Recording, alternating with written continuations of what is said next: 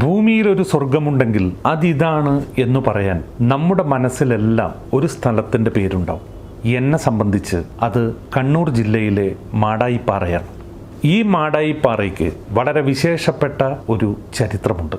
പണ്ട് നൂറ്റാണ്ടുകൾക്ക് മുമ്പ് ഏഴിമലയ്ക്ക് ചുറ്റും കടലായിരുന്നു എന്നാണ് സങ്കല്പം. അതിലെ ഒരു ഭാഗം വെള്ളം നീങ്ങി മാടായി മാറിയതാണ്. വെള്ളം നീങ്ങിയപ്പോൾ മാടായി മാറിയ സ്ഥലം നമുക്കതൊരു കുന്നാണോ എന്ന് ചോദിച്ചാൽ അല്ല, എന്നാൽ ഒരു ഉയർന്ന ഭൂപ്രദേശമാണ്, ഒരു പീഠഭൂമി എന്നൊക്കെ നമ്മൾ വിശേഷിപ്പിക്കപ്പെടുന്ന. പുതിയ കാലത്ത് നമുക്കതിനെ ഒരു ടേബിൾ ടോപ്പ് എന്നൊക്കെ വിളിക്കാം. ഈ പുഴകളിൽ നിന്നൊക്കെ വർഷങ്ങളായി മണ്ണ് വന്നടിഞ്ഞ് ഡംപ് ചെയ്ത് കിടന്ന് ഉണ്ടായിട്ടുള്ള ഒരു സ്ഥലമായിട്ട് മാടായിപ്പാറയെ നമുക്ക് മനസ്സിലാക്കാം.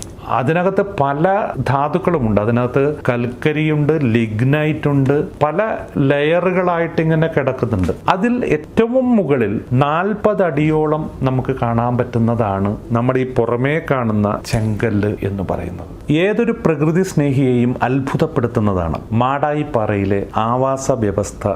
700ഓളം ചെടികൾ, അത് ചെറിയ പുൽച്ചെടികൾ തൊട്ട് വലിയ മരങ്ങൾ വരെ, അതുപോലെ തന്നെ 100-ലധികം പക്ഷികൾ, പ്രാണികൾ തൊട്ട് പൂമ്പാറ്റകൾ, നിശാശലഭങ്ങൾ ഈ മാടായിപ്പാറയിൽ നമുക്ക് നിത്യവും കാണാൻ സാധിക്കും. അതുപോലെ തന്നെ തണ്ണീർത്തടങ്ങൾ, നീർച്ചാലുകൾ, കുളങ്ങൾ, അങ്ങനെ പ്രകൃതിയുടെ ഒരു വളരെ മനോഹരമായ എന്നാൽ ഏറ്റവും പാരിസ്ഥിതികമായി പ്രാധാന്യമുള്ള ഒരാവാസ വ്യവസ്ഥ ഇതുപോലെ മറ്റെവിടെയും നമുക്ക് കാണാൻ സാധിക്കില്ല.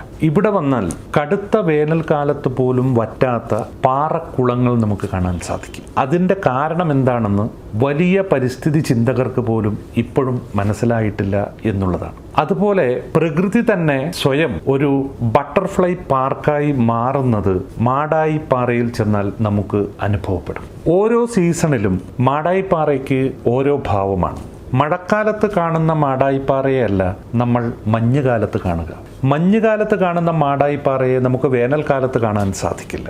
അങ്ങനെ ഓരോ ഋതുവിലും ഓരോ ഭാവം ആണ് മാടായിപ്പാറയിൽ. അതിൻ്റെ ഒരു പ്രത്യേകത തന്നെ അതാണ്. മാടായിപ്പാറയിലെ കുറച്ച് മഴക്കാല ദൃശ്യങ്ങൾ കണ്ടുകൊണ്ട് നമുക്ക് അവസാനിപ്പിക്കാം.